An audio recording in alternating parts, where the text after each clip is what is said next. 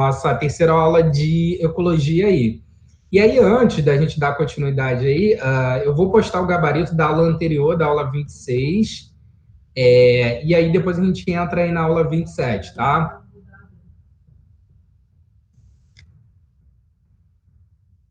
Hoje aqui direto do curso, como vocês perceberam, né? Eu vim aqui hoje no Elementar, eu tive que vir aqui, e aí estou aproveitando aqui já, estamos daqui hoje aqui da sede aqui, da nossa sede.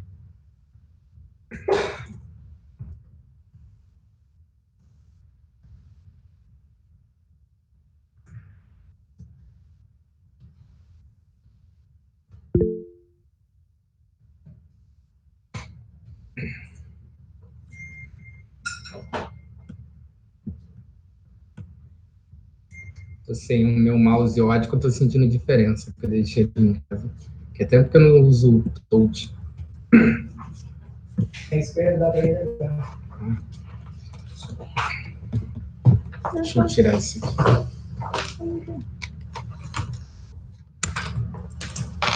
Aqui não, porque tem um garoto. Não, é que eu tirei o outro. Que nem precisava, né? Mas eu tirei. Nossa. Já tá hoje, 4 em ponto da manhã, tá? Qual, filho? Obrigada. Vou tirar a foto dele. Então tá aí nosso gabarito, pessoal da aula 26. Ele todo aí. Bom, vamos começar a nossa aula aí. A gente tem bastante coisa para falar e bastante coisa aí, tópicos aí bem importantes aí para a prova do Enem, principalmente, que são sempre tópicos recorrentes, né? A gente já fez o estudo lá, populacional, né? Que a gente estuda em ecologia em vários níveis.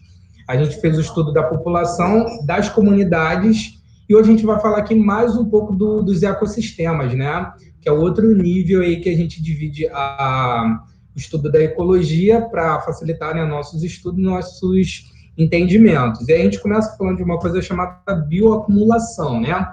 O que é isso, né? Bioacumulação. Esse conceito diz a respeito, né, de compostos químicos que não são biodegradáveis, ou seja, eles não vão ser digeridos pelo aquele organismo que assimila esse composto químico, e aí fica retido nesse organismo. Então, isso é a bioacumulação. E essa bioacumulação, né, essa acumulação desses compostos químicos que não sofrem digestão, pode se dar de duas formas aí. A gente vai ter uma forma que é direta, a assimilação desses compostos químicos aí, e aí, por exemplo, pode ser direto do ambiente, né? Por exemplo, do solo ou de sedimentos, ou mesmo na água, né? Ou indireta, essa assimilação, quando o indivíduo lá, né, ele ingere um determinado alimento e nesse alimento já tem aquele composto ali.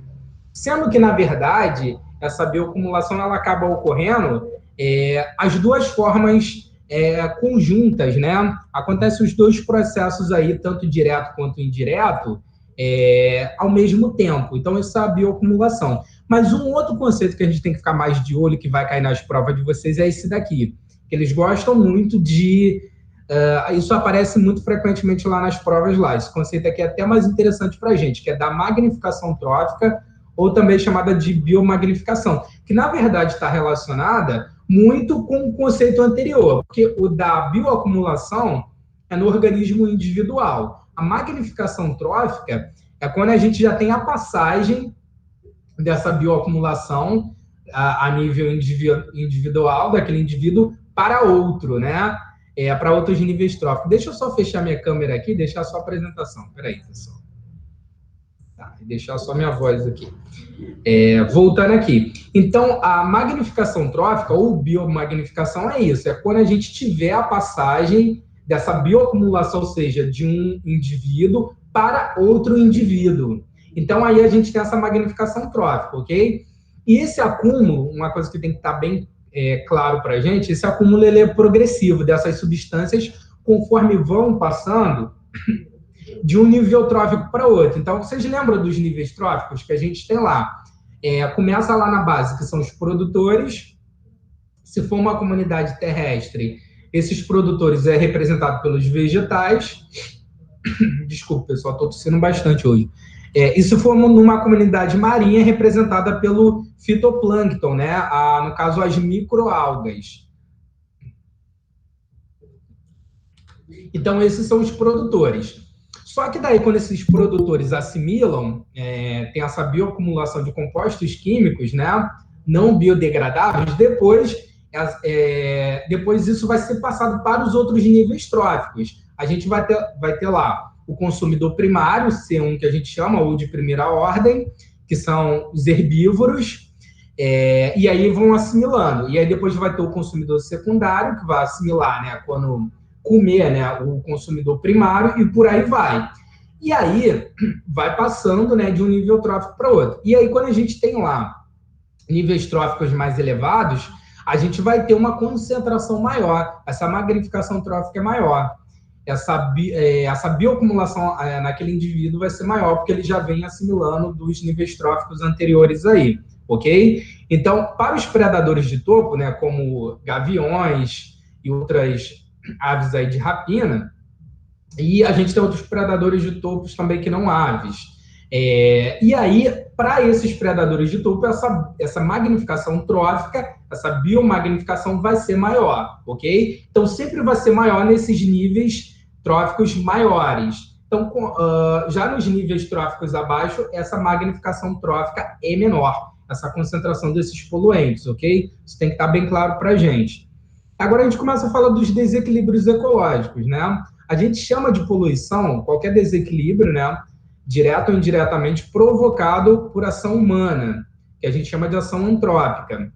E aí esses poluentes eles podem ter diversas naturezas. Podem ser poluentes químicos, que já existem na natureza, ou até mesmo produzidos, né, os sintéticos. Essa poluição pode se dar também por meio de esgotos. Eu não estou vendo minha... Peraí. Essa poluição também pode se dar por meio de esgotos. E aí, né, a maioria dos esgotos que a gente tem aqui no país, né, no Brasil, né, infelizmente eles não são tratados, né? Eles não passam por um processo lá de tratamento numa estação de tratamento própria para isso. E muitos desses esgotos, até clandestinos, né, eles são lançados direto nos corpos d'água, né? Lagoas, rios, mares também. E aí é esse esgoto que a gente chama de in natura, que é esse esgoto sem tratamento. Então, isso é uma poluição, porque acaba acarretando lá um acúmulo de matéria orgânica e até mesmo inorgânicos também lá que estão juntos. Aqui a gente está vendo uma foto, né, para exemplificar isso. Um exemplo aí do despejo de esgoto, né, doméstico, in natura aí num córrego, né, d'água aí. E aí a gente já fala de um outro conceito, né, também muito abordado nas questões do Enem, e aparece lá, vai aparecer para a gente ecologia, né, que é esse conceito aí de eutrofização, né? O que é eutrofização? O que é um ecossistema eutrofizado? Primeiro que esse é um processo que ele pode se dar tanto de maneira natural quanto provocado pelo ser humano. E a eutrofização nada mais é do que o acúmulo de matéria orgânica e principalmente nutrientes inorgânicos, principalmente nitratos e fosfatos. Então, isso faz com que esse ecossistema aquático ele fique eutrofizado. E aí, o que a gente tem ali? Inicialmente, por causa dessa boa disponibilização de nutrientes orgânicos e inorgânicos, a gente vai ter um boom, a gente vai ter uma explosão populacional de microalgas do fitoplâncton, e aí depois essas microalgas, devido a essa boa disponibilidade de nutrientes, né, tem um boom, só que depois a gente vai ter uma redução. A gente vai ter a morte desses produtores, que depois vão ser decompostos por seres decompositores, no caso bactérias, e aí as primeiras bactérias que aparecem aí são as bactérias aeróbicas, que respiram gás oxigênio, e elas retiram o oxigênio da água, e por causa dessa ação dessas bactérias aeróbicas de retirarem o oxigênio dissolvido na água para decompor as microalgas, a gente vai ter também aí como consequência, né, um efeito disso, a gente vai ter a mortandades de organismos que vivem ali nessa comunidade ali aquática, nesse ecossistema aquático aí, como peixes, por exemplo. Então, por isso que muitas das vezes a gente vê a mortandade de peixes, porque lá não tem quantidade suficiente de oxigênio dissolvido na água.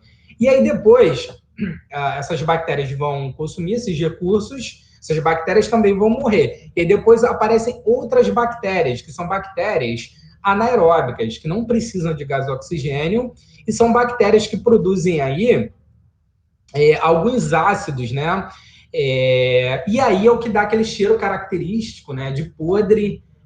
Lá na Lagoa, né, a gente tem na Lagoa Rodrigo de Freitas, Baía de Guanabara, que são ecossistemas muito eutrofizados. A gente tem aquele cheiro característico de podre, né? E exatamente do desprendimento, né, dos gases lá, decorrência de ácidos também lá, que são produzidos por essas bactérias anaeróbicas. Aqui vocês estão vendo nessa foto aí, que é de um ecossistema aquático eutrofizado. Então, aqui a gente tem esse processo aqui. Isso que vocês estão vendo aí verde, né? São as microalgas, a explosão populacional dessas microalgas, que depois morrem e vão ser decompostas por bactérias aeróbicas no início, que vão consumir o gás oxigênio dissolvido nessa água. Depois essas bactérias morrem por não ter mais gás oxigênio, elas vão consumir. E aí, por fim, a gente vai ter lá as bactérias anaeróbicas, ok? Então, é todo esse processo aí que a gente tem, que é o que a gente chama de eutrofização, que a gente vê, né, em ecossistemas aquáticos. Um outro fenômeno também que a gente tem que ver aqui, entender bem legal, é da maré vermelha, né?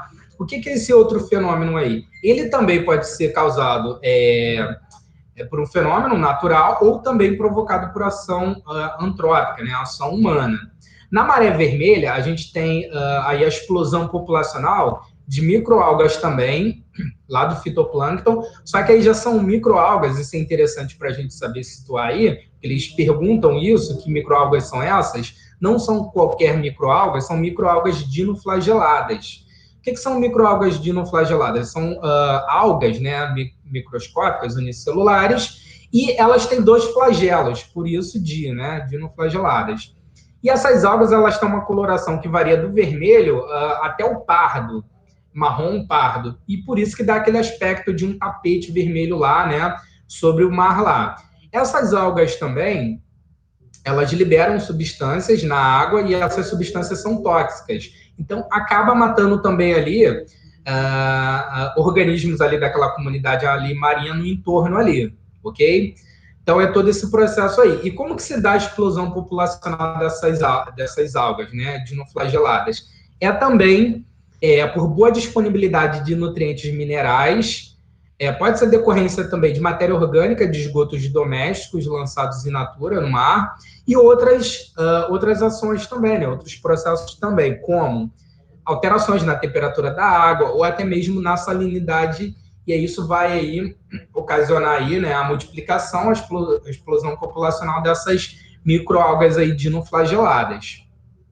Aqui a gente está vendo a foto, né, da maré vermelha, esse fenômeno aqui que acontece, então, ocasionado por essas algas aí.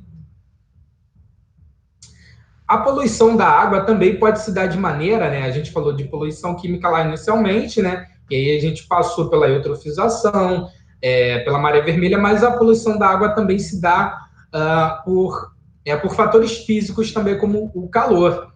A gente está vendo aqui a usina termonuclear, né? Essas usinas, elas, por exemplo, utilizam lá para resfriar os equipamentos delas, né, a própria água aqui do mar. E aí, conforme depois resfria esses equipamentos, essa água é devolvida, só que essa água está quente, né?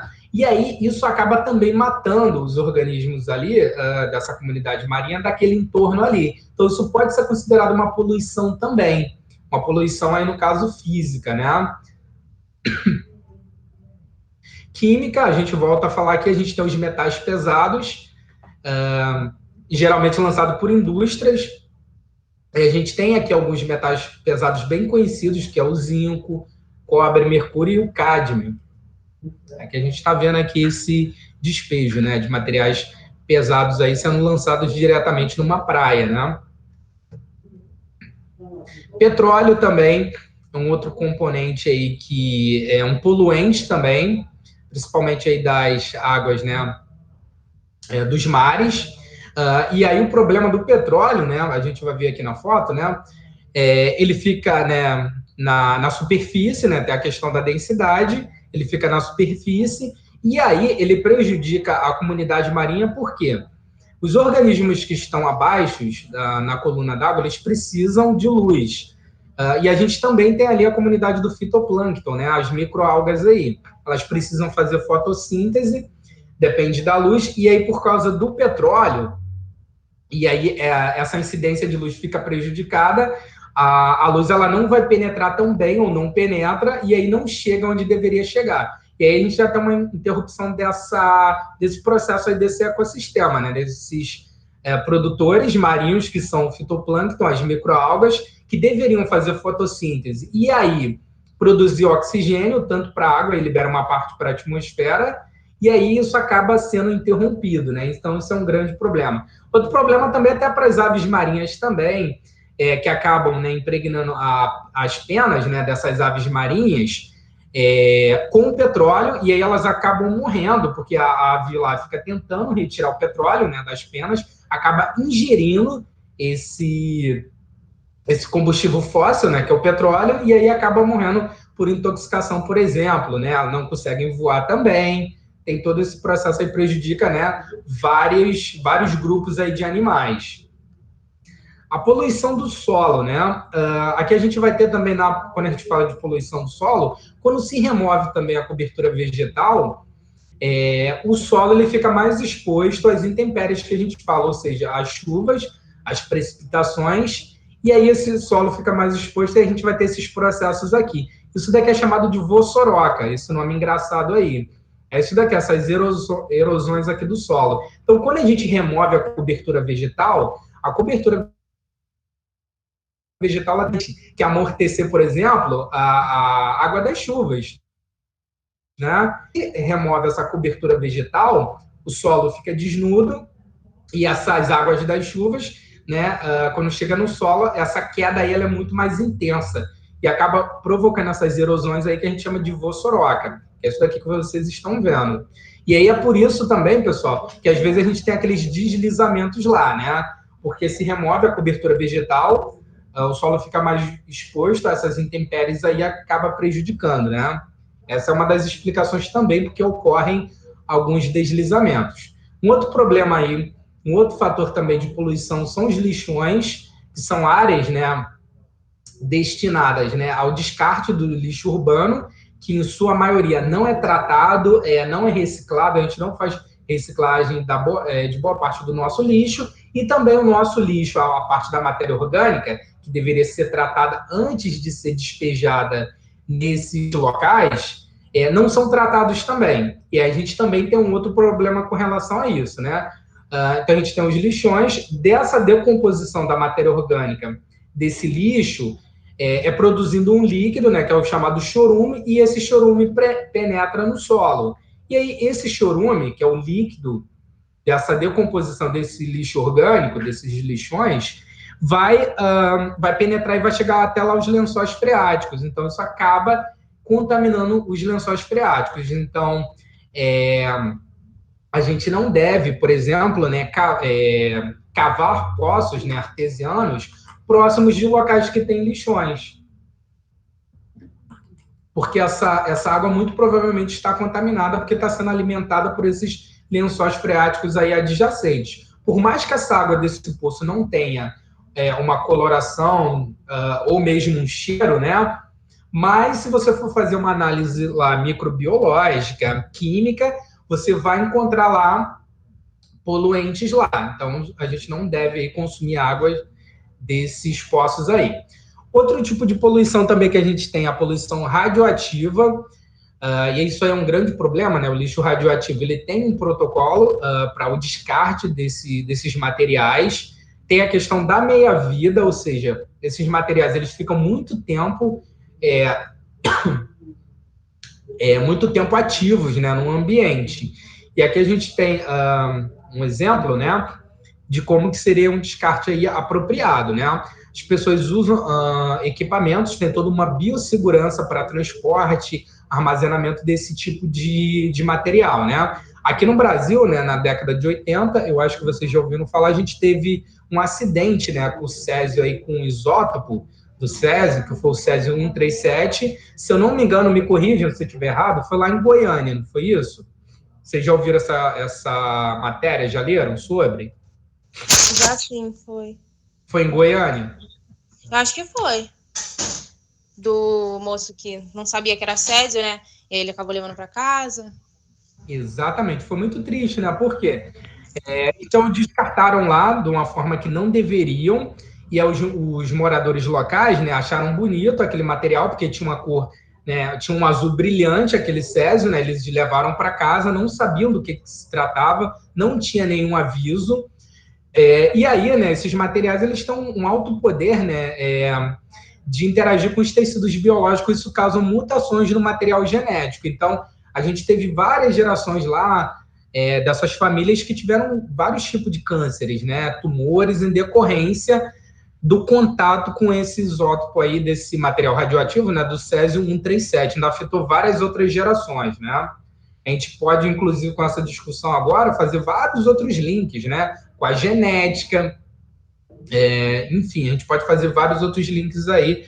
É o que eu venho falando para vocês, né, todo o nosso conhecimento a gente tem que tentar, né, relacionar com o maior número aí possível de áreas aí para a gente ter um entendimento mais geral.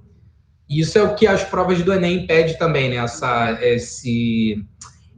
Como é que eu vou falar? Eu vou falar essas contextualizações, né? Bom, agora a gente começa aqui também a falar de uns fenômenos naturais aí. A gente falou lá, até agora, da eutrofização da maré vermelha, agora a gente vai falar do efeito estufa, que aparece muito também nas provas, tá? A gente entender aqui o que é esse processo. Bom, primeiro que o efeito estufa ele é um processo natural, e ele é bom, na verdade, né? Ele é o que faz regular a temperatura média aí no nosso planeta, né? E aí a gente tem os gases do efeito estufa, né? Aqui eu tenho dois principais, que é o vapor de água, né? H2O, na forma de vapor, e o CO2. E aí, no efeito estufa, né? Esses gases estufas, o que eles fazem, né? É melhor a gente ver aqui com o desenho, a gente compreende isso melhor. Então, a gente tem o planeta Terra e a gente tem a atmosfera, né? E aí, o Sol, né? Ele emite vários comprimentos de onda, a luz branca tem vários comprimentos, e essa radiação, ela chega até o planeta, né? E tem que passar ali pela atmosfera. Na atmosfera tem esses gases em suspensão, esses gases que são os gases do efeito estufa, o vapor de água e o CO2, principalmente esses dois aí. E aí uma parte dessa radiação ela é absorvida pelo planeta, vocês podem ver aqui, pela parte física, né? Enfim. E aí a gente tem uma absorção dessa radiação e uma parte desse calor. Só que uma outra parte desse calor, vocês podem ver aqui na seta B, uma parte desse calor é refletida para o espaço, de volta para o espaço. E uma parte depois volta lá do que foi refletido também, tá? Então, esse é o processo natural, é o efeito estufa. Só que o que está acontecendo, na verdade, o grande problema aí é que a gente está tendo uma maximização do efeito estufa, e aí a gente está tendo uma coisa que se chama superaquecimento global, que é, na verdade, uma maximização desse processo, desse efeito, desse fenômeno natural, e que ele tem que acontecer, inclusive, o efeito estufa, porque se não fosse o efeito estufa, nosso planeta, né, seria muito resfriado, né, que seria bem mais frio, e seria incompatível do ponto de vista vida aí, ok? E aí, o que é o superaquecimento global? É essa maximização do efeito estufa. Por quê? A gente está tendo mais emissões, né, uma concentração muito grande das emissões desses gases do efeito estufa. E aí, principalmente, a gente fala do CO2, que vem do escapamento de automóveis, da queima, né, de combustíveis fósseis, e aí principalmente dos automóveis. A gente tem um aumento da frota de automóveis e a gente tem, né, consequentemente, uma maior emissão desses gases. Isso vai para a atmosfera, fica em suspensão lá. E aí isso potencializa o efeito estufa e acaba em decorrência disso, né, o superaquecimento global. E qual que é o problema disso do superaquecimento global? Bom, ele altera a dinâmica planetária.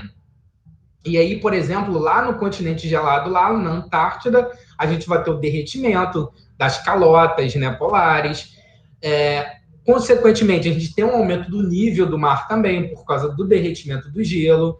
Cidades que estão abaixo do nível do mar, como países, né, inclusive, né, como Holanda, que está abaixo do nível do mar, pode ser até engolidos daqui a algumas décadas, né? Isso tem modelos matemáticos, enfim, previsões que os cientistas da área fazem com relação a isso. Então, isso é um grande perigo, né? O superaquecimento global, ele afeta a dinâmica planetária e acaba prejudicando aí a biosfera como um todo, né? E aí, por exemplo, a gente pode ter lugares que eram quentes, passam a se resfriar mais, e outros lugares que eram mais frios passam, né, a ter temperaturas médias aí mais altas, ok? Então, entendemos aí essa diferença do efeito estufa para o superaquecimento global?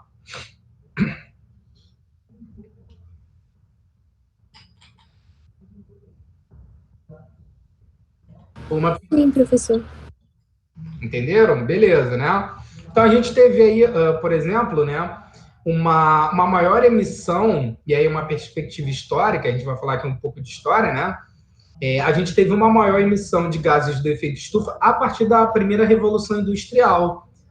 E aí, com o aumento das indústrias, a gente tem uma maior queima de combustíveis fósseis e, consequentemente, aí uma emissão aí de gases do efeito estufa. A gente começa aí a ter uma temperatura média aí planetária, e a gente começa a aumentar, né, essa temperatura média planetária aí, ok?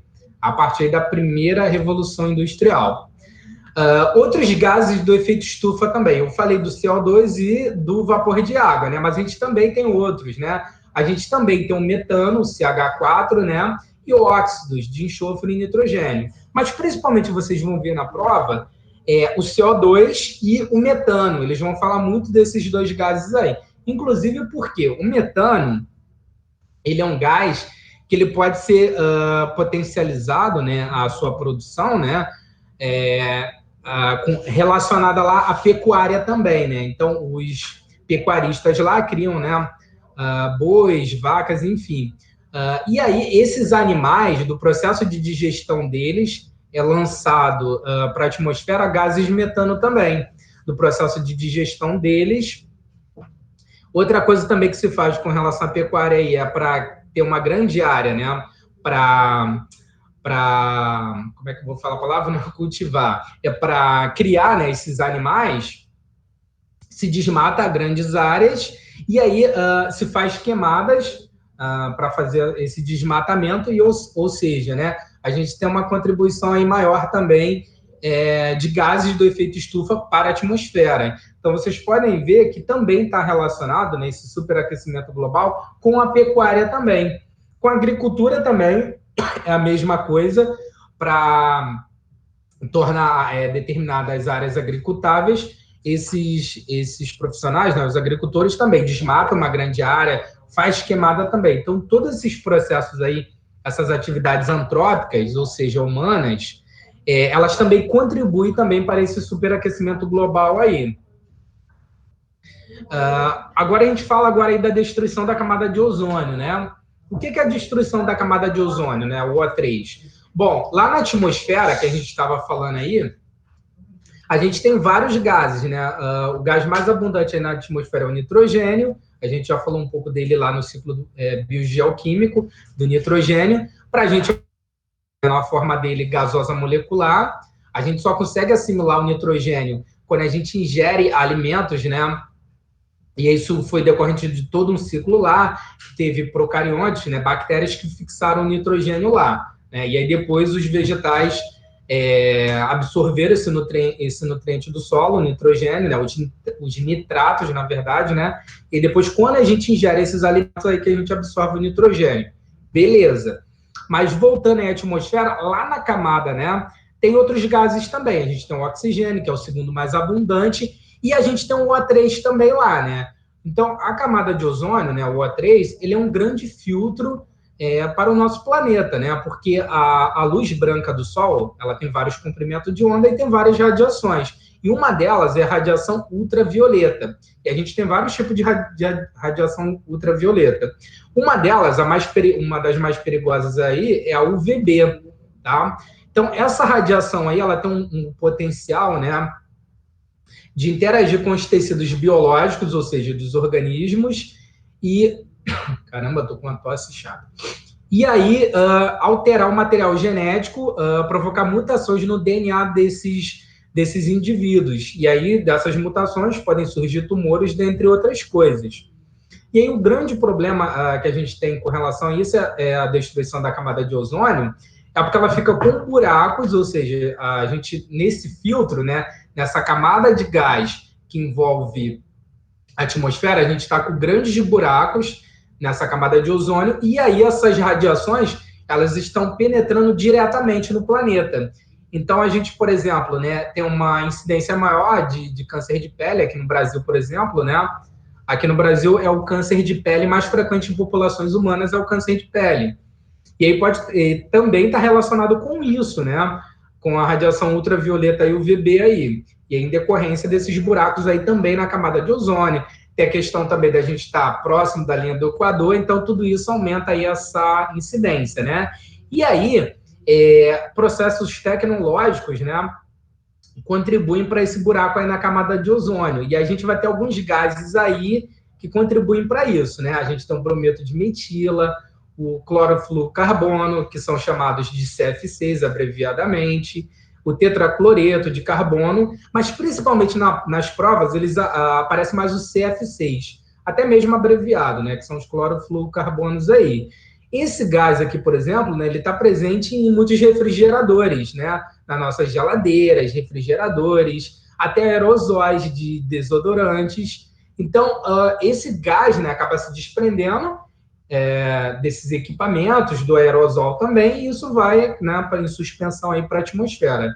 E acaba contribuindo aí para essa destruição aí, ocasionar esses buracos aí na camada de ozônio.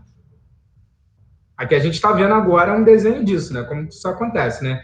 Então, o desenho não está muito legal, mas a gente pode ver aqui que tem a camada de ozônio, que é esse filtro natural, e a gente tem aqui o Sol emitindo sua radiação. E aqui tem vários tipos de radiação, vários comprimentos, e uma delas é a radiação ultravioleta UVB, que a gente falou, né? Que tem esse grande potencial de interagir com os tecidos biológicos e causar essas mutações aí no material genético, que pode causar aí alguns tipos de cânceres também. Beleza?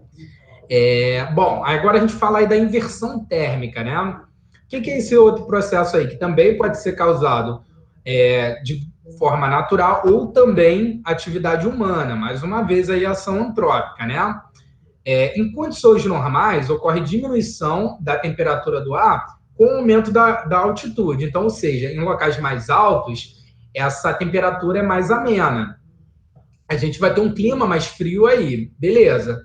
E aí, ao longo do dia, né, com o aquecimento da atmosfera junto ao solo, esse ar frio que é mais denso, ele tende a descer, e o ar quente, que está mais próximo do solo, ele é menos denso, ele tende a subir. E com isso a gente tem uma coisa que se chama corrente de convecção. É algo muito próximo aí do que a gente tem com ar-condicionado na nossa casa. Ele é baseado nesse princípio físico aí, essa convecção que a gente fala, né? Então, o ar-condicionado lá, geralmente a gente instala ele onde? Na parte mais alta da nossa casa, não é isso? E aí aquele ar frio, que é mais denso, ele vai descer e o ar quente ele vai subir. Esse é o processo natural, essa corrente de convecção aí.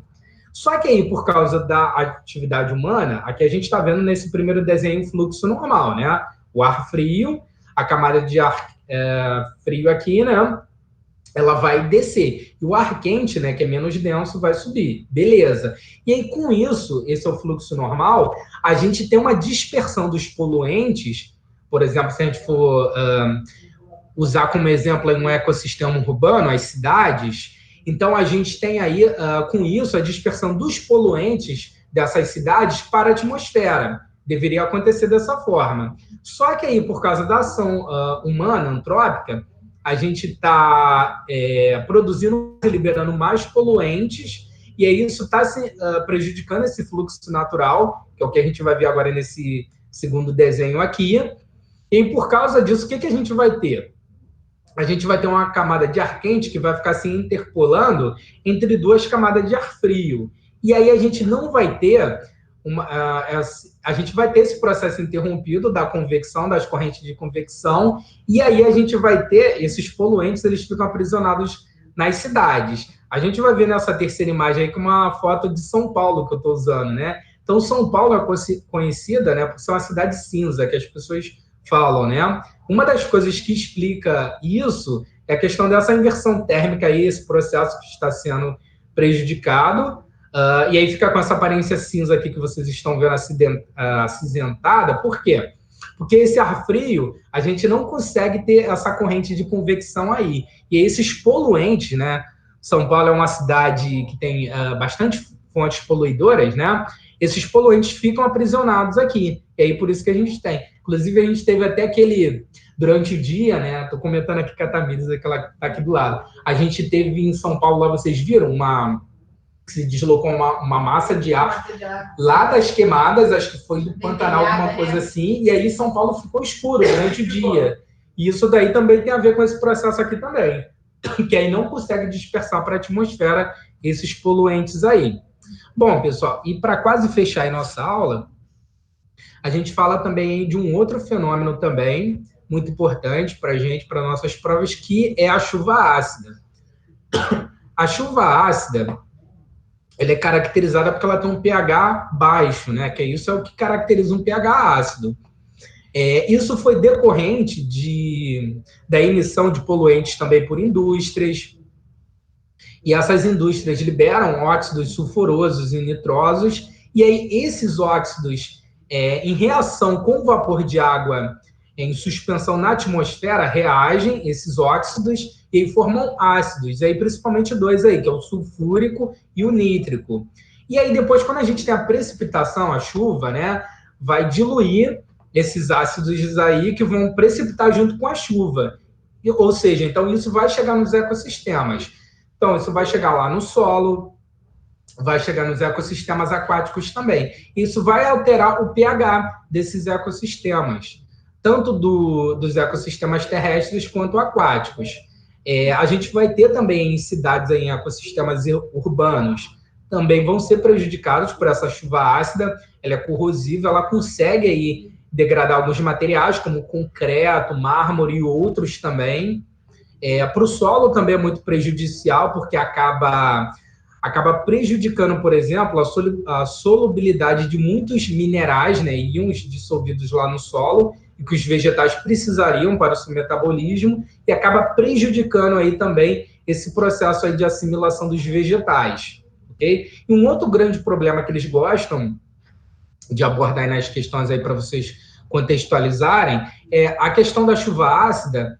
Por mais que a gente tenha uma fonte poluidora em um país, grandes fontes poluidoras, o grande problema da chuva ácida é que ela não fica regional. Então, países que são vizinhos de países altamente poluentes, eles podem ser prejudicados também pela chuva ácida, porque essas massas de ar, elas vão se deslocar. Porque as massas de ar, elas não respeitam fronteiras geográficas de países, vocês concordam? Então, elas não vão fazer essa diferenciação. A gente vai ter esse deslocamento dessas massas de ar que vão levar junto, e aí a gente vai ter essa precipitação aí das chuvas ácidas em outros países que não são fontes poluidoras. Então, esse é um grande problema. Aí a gente está vendo um desenho para exemplificar isso. A chuva ácida é essa chuva que tem pH baixo, valores aí abaixo de 7, né? Quanto menor o valor, mais ácido relembrando aí. E foi causada aí por quê? Por ação antrópica, principalmente. A gente teve aí a emissão das indústrias, dos óxidos que vocês estão vendo aqui, que reagem com o vapor de água e formam lá os ácidos lá sulfúrico e nítricos, ok? Que depois precipitam junto com as chuvas. Isso vai chegar aqui no solo, que vocês estão vendo, vai prejudicar a agricultura, os ecossistemas aquáticos também, vai alterar o pH da água. Nas cidades também, vai prejudicar aí, né? Monumentos, várias coisas, né? Prédios mesmo. E é isso daí. Eu deixo a pergunta para vocês pensarem aí, pessoal. Existe saída para os desequilíbrios, né? A gente viu muitos ali. Alguns fenômenos naturais, outros provocados por ação antrópica. Enfim, né? Fica a pergunta aí para a gente, né? Para a gente pensar um pouco aí. Existe saída para esses desequilíbrios que a gente viu? É uma pergunta aí para a gente, né? Se tem como a gente mitigar um pouco aí, aliar essa visão de desenvolvimento econômico com o que a gente chama de sustentabilidade, que está relacionada aí com a continuidade da vida, né, dos seres humanos no planeta, ok? Bom, a gente viu vários conceitos aí. A gente falou da eutrofização, do processo de eutrofização, da maré vermelha, da inversão térmica, da chuva ácida. Mas o que a gente falou aqui também? Da destruição da camada de ozônio. Aí eu pergunto para vocês, ficou alguma pergunta aí, alguma dúvida do que a gente viu, do que a gente falou?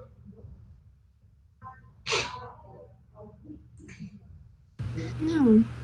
Tranquilos, pessoal? Sim.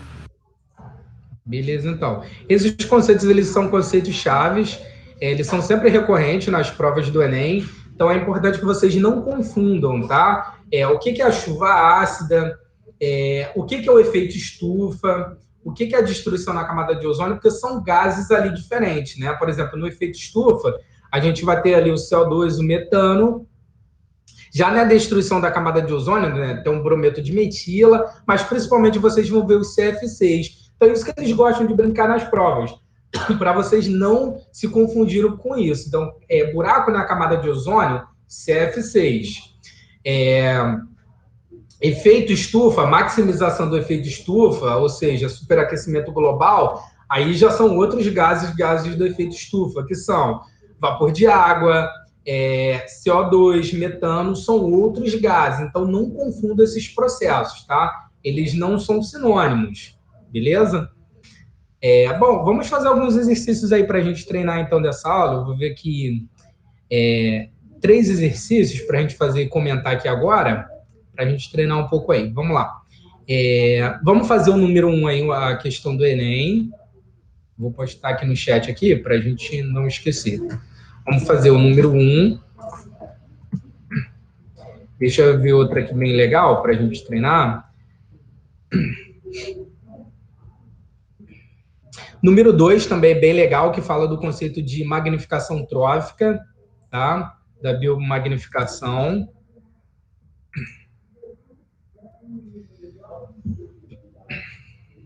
Eu estou aqui com a apostila aberta aqui, eu estou vendo, peraí.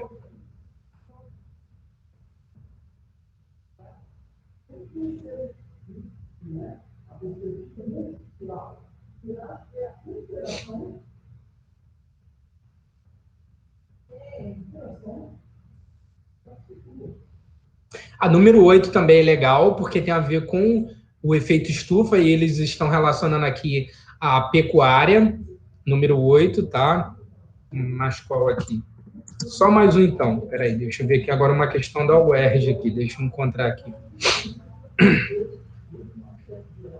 Sim, a questão 20 que é uma questão da UERJ, tá? Então, a gente vai fazer esses 4 aí, eu vou dar 10 minutinhos para vocês. Eu estou aqui, e aí daqui a pouco eu chamo você e a gente comenta, tá? Os exercícios aí.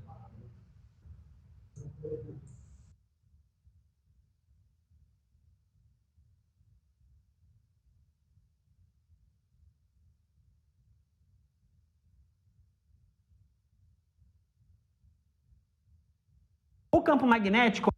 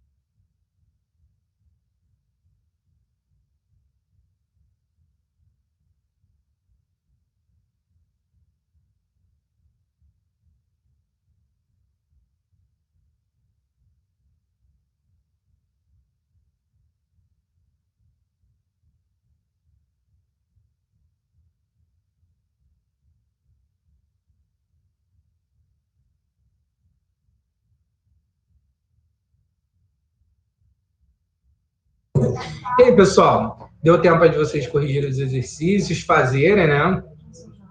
Fala aí para mim, ou vocês querem mais um tempinho? Eu fiz. Eu fiz também. Tempo? Vamos lá, então. O que acharam? Acharam tranquilo os exercícios? Sim, só a 2 que eu fiquei um pouco confusa. Vamos lá ver, então. Então, deixa eu ver aqui no chat, foi a 1, né? Começando aí na 1. Então, na 1 aí, vamos lá. Vocês já leram, vou ler só o finalzinho ali. Um dos efeitos nocivos promovidos pela poluição térmica dos corpos hídricos pode ser identificado pelo... E aí? Qual vai ser um dos efeitos nocivos, ou seja, a consequência, né? Dessa poluição aí que a gente vai ter aí?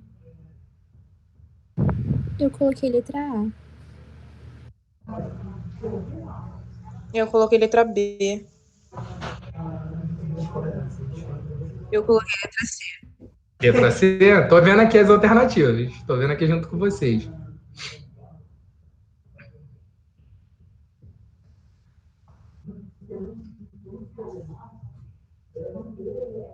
Então, vamos lá. Nessa daí, está relacionada com a questão da poluição térmica, né, dos corpos hídricos, né?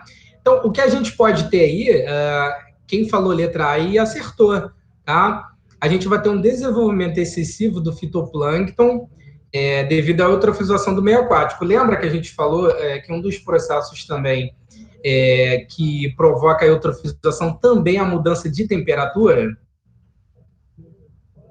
Sim. Uhum. Então, não seria a letra B, por exemplo, que aqui na letra B está falando prejuízo à respiração dos seres vivos, né?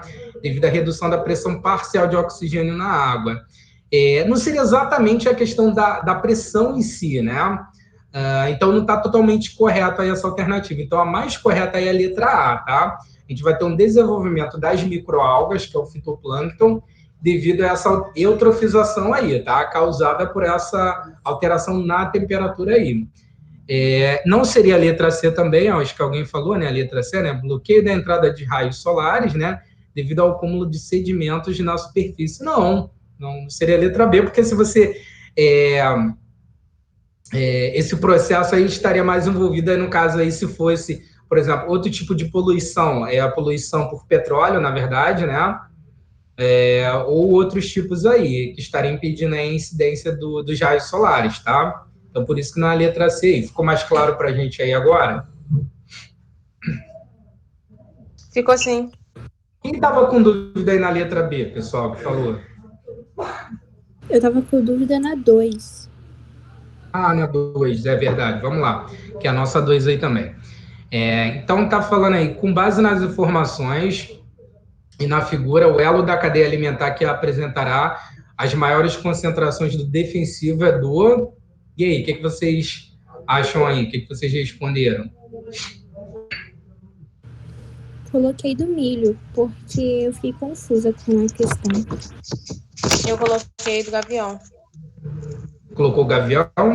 Alguém D, E, mas alguém colocou alguma dessas letras aí ou alguma outra? Então, a nossa resposta aí é a letra E, tá? Lembra do que eu falei? Aquele conceito lá de magnificação trófica ou biomagnificação, que é a mesma coisa? Então, lembrem sempre, quanto maior esse predador for um predador de topo, maiores são os acúmulos nele. Ele que tem maiores concentrações, tá? Nunca eu esqueça desse contato aí.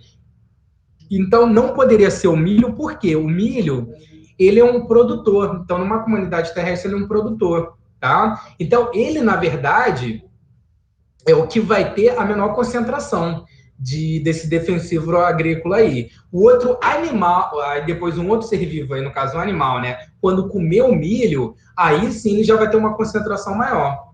E aí isso vai sendo passado de um nível trófico para o outro, né? Depois do C1 para o C2, para o C3 e aí vai, tá? Então, por isso, o gavião aí, né, que é um predador de topo, né, nessa cadeia alimentar que eles usaram aí como exemplo, o gavião, que é o predador de topo, tá? Então, ele que vai ter as maiores concentrações aí. Fechamos essa daí?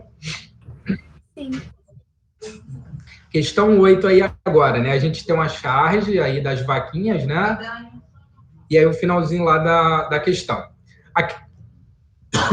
A criação... Eu tô indo embora daqui a pouco, Diego. Tô indo embora daqui a pouco. Quer esperar um pouquinho, não? Tô indo embora daqui a pouco. Número 8. A criação de gado em larga escala contribui para o aquecimento global por meio da emissão de... Letra A? Também coloquei essa. Exatamente. Essa daí foi mais tranquila para vocês? Sim. Sim. Então, pessoal, tenham isso sempre em mente, né? Eles gostam de fazer essas relações, essas contextualizações. A gente falou que a pecuária, né, esses animais, eles produzem gás metano, o CH4, que é um gás do efeito estufa, ok? Então, com essas grandes áreas pecuaristas, a gente tem uma grande criação desses animais e uma grande emissão desse gás aí, que é um desses gases do efeito estufa aí, tá? Então, por isso que tem essa relação com a pecuária também, tá? O efeito estufa, a maximização dele e o superaquecimento global, tá? Então, é a letra A, sim. E a última letra que a gente falou foi a questão da UERJ, a letra, número 20, né? Vamos lá. Tchau, pessoal. Se cuidem. Tchau. Então, número 20 aí. A camada de ozônio na atmosfera é importante para o meio ambiente porque... Letra C? Também coloquei letra C. Vocês estão corretas. Isso aí, letra C. Bloqueia a radiação ultravioleta, né? Protegendo os tecidos animais, tá? Então é isso. A camada de ozônio, né, o O3, tem essa função de proteger, né? O problema é que a gente está com aqueles buracos lá, né? Causados lá pelo CFCs, brometo de metila e esses gases aí que têm essa capacidade, né, de provocar esses buracos aí. Mas os cientistas aí da área aí fizeram um estudo recentemente e essas emissões, ainda bem, estão até diminuindo e esses buracos que eram até maiores, alguns deles já têm estudos a respeito disso, que eles estão diminuindo. Então, isso é muito bom, tá? Ou seja, basta a gente fazer a nossa parte, né? Não poluir, né? Não emitir esses gases aí, que o próprio planeta ele vai dando conta aí de se restabelecer, né? Mesma coisa, a gente tem esse exemplo com os corpos de água e os ecossistemas aquáticos. Mesmo lá na Baía de Guanabara, se a gente parar de poluir ela, de lançar esgotos domésticos, tem até outros rios aí, que o pessoal chama aqui popularmente de valão, que isso na verdade já foi um rio, é um rio, na verdade, se você for ver o mapa da cidade, a hidrografia, o que o pessoal chama de valão, na verdade é um rio, tem um nome, é porque as pessoas poluem. Se a gente parar de poluir, esses ecossistemas eles têm uma capacidade de se restabelecer. Até determinado limite também depende de como e quanto ele está poluído. Mas tem estudos aí que apontam isso. Se a gente parar de poluir, a gente tem uma redução aí, uma melhora aí desses processos aí, desses ecossistemas aí. Então foi isso, pessoal. O restante dos exercícios vocês vão fazer, né, após a aula. Aí eu vou dar um tempinho para vocês.